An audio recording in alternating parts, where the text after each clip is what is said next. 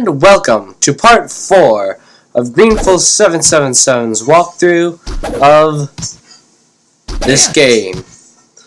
In between this and the last part, as per usual, I went out and got the abilities of the enemies that we new enemies that we faced since the last episode.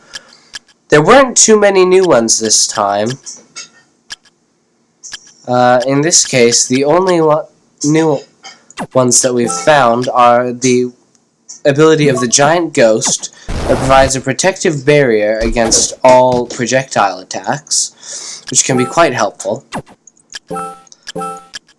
as well as the ability of the bone pillar, which is a good deal more expensive, but it shoots fire out of your hand. So it is a bit of a trade-off in things. Shooting fire or not using up all of your power. That's for you to decide which you think is more suited to your playing style.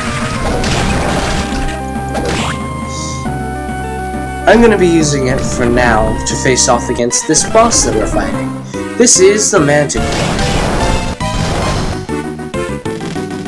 I figure it's a good idea to literally use fire against fire.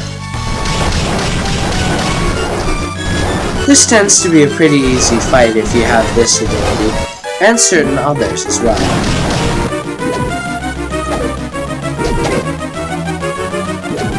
You can hurt him by hitting his tail, and he can hurt you by shooting fire at you. However, in the end, he's a fairly simple boss to defeat, and not that much more difficult than the giant skeleton at the beginning.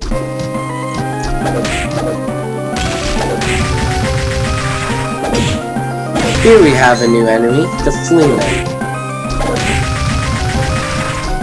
They're annoying because of how much they jump around. However, they're fairly easy to defeat. You can dispatch them in one shot, usually.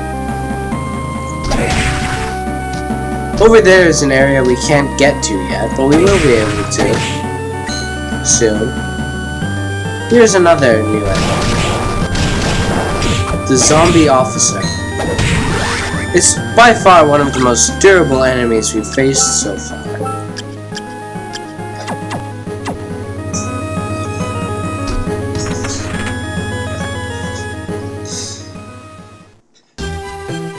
Here we go into a new area, the study.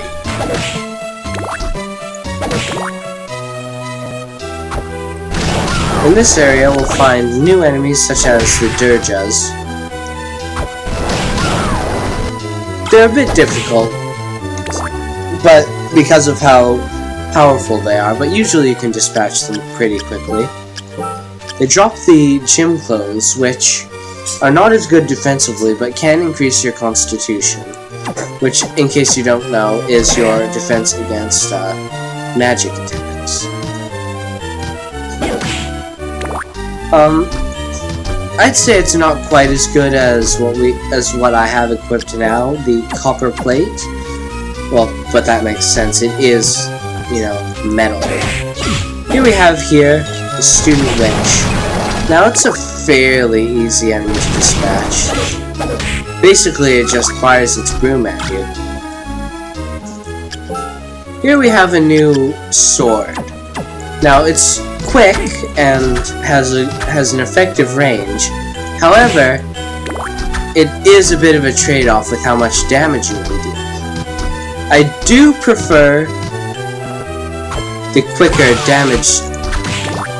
The quicker get in there, do whatever damage you can, and then get out sort of playing style, as opposed to the heavier overhead attack styled playing styles, which the hammer and other overhead weapons are more conducive to. That right there is an uncursed potion, which undoes the effects of a curse. Now, curses reduce your magic bar so that you can't, use any magic abilities.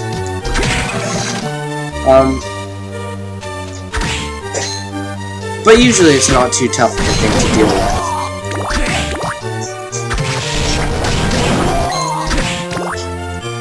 Here we have an ideal place for getting the Bone Pillar ability, just in case you didn't get it already. Now this box right here can help lead you to some different areas. However, as you can see, we can't jump high enough to get there, so we won't be able to get anything for now. As is the case with here, can't quite reach that area up there. But soon we'll be able to.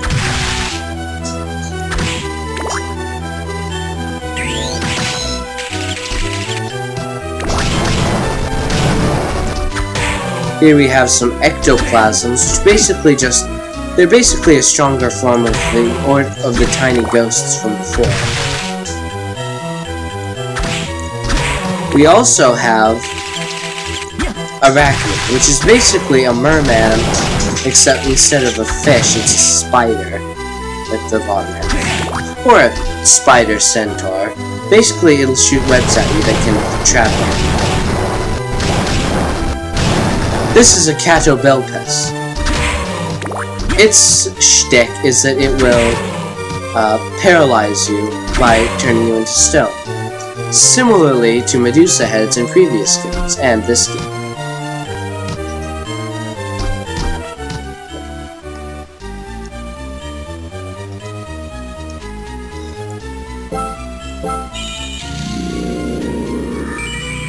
Well, I think we can keep going for a bit longer in this episode, so we shall.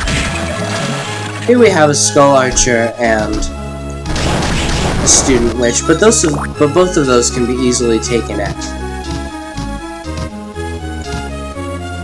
Right over there is an item that we won't be able to get until later, but is important to getting the good ending of this game. Yes, you heard me right, the good ending. There are more than one ending. As with many Castlevania games, there are more than one ending. Here we have a new character. But who is she? This is Yoko Belnades. But how would she recognize us? We've never met her before. Yes, we've met Genya Arikado. You told her about us and asked to help us if we were in trouble. But we're not in trouble because we're pros. Apparently Arikado's a decent guy, but I'm not sure if I believe him. Apparently Soma's powers are dark. Apparently she said something that she shouldn't have. Yeah, we have no desire to rule over monsters. As naturally as breathing, that's interesting. The user decides whether to use it for good or evil. That's a good way of putting it. That doesn't change the fact that you called our powers dark, though.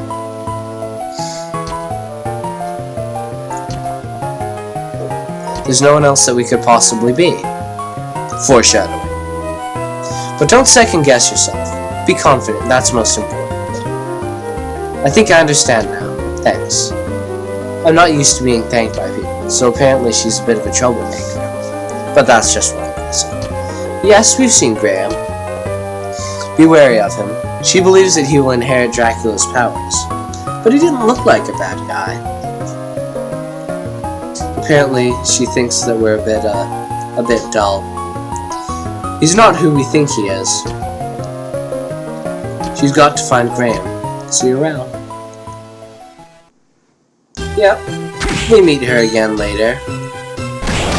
But she's not too important.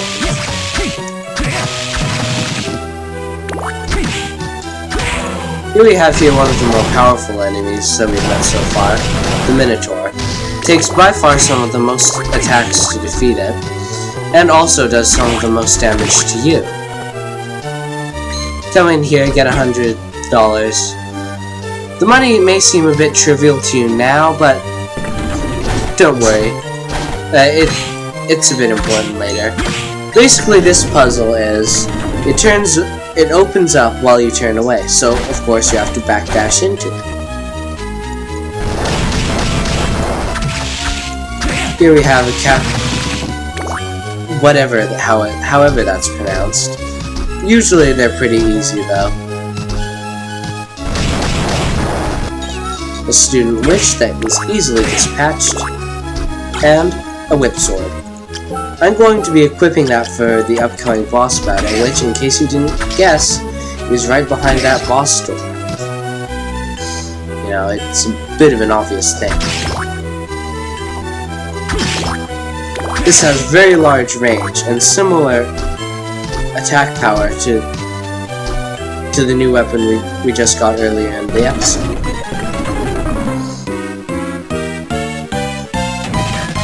Now this is the Great Armor, a boss that we will be facing later as an ordinary enemy.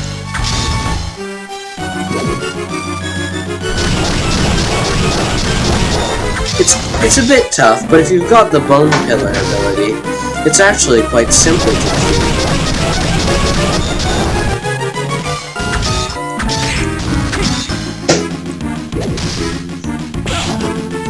Darn it, I thought I was going to be able to defeat him without taking any damage, but alas, it seems that that was not meant to be.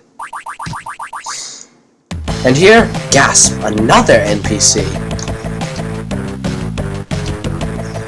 An old man by the name of Hammer. The army ordered him to come here for some reason. We never see any other troopers, so I guess he was supposed to be a scout or something.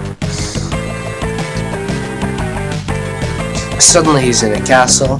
It is a bit of a mean thing to do to a guy. I love Hammer. He's one of my favorite characters. There were a bunch of strange people gathered at the shrine. He thought they'd be customers, so he opened up a shop. Good for you. There are weapons all over this castle and no monsters at the front gate. Good place for a shop. Come on by. He'll give us a good deal. See you around. Wah-ha-ha-ha! And like everyone else in this game, he walks really slowly. Soma doesn't get it. Here we have the Malphus ability. This lets us jump again, mid-jump, which can give us some new possibilities for getting into new areas that we haven't reached yet.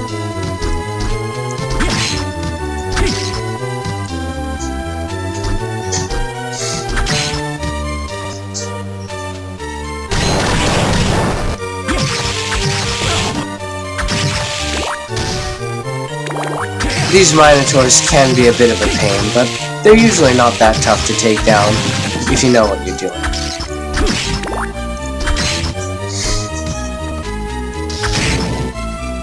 There will be a viewer here after you've had the Yoko Belnades cutscene, so this is a good place to go to repeatedly get the viewer ability.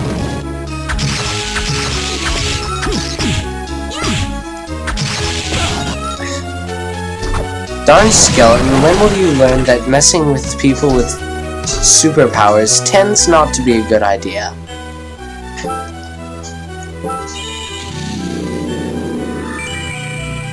Well, I think we've been recording for a pretty good amount of time. I think that we can end this episode off here. We accomplished quite a lot. We've defeated two bosses, encountered a whole bunch of new enemies and NPCs, and apparently there's a shop open to us now. Not to mention we got the double jump ability, which is imperative to beating the game. Well, I guess that's the end of the episode. Thank you all for watching. See you all next time.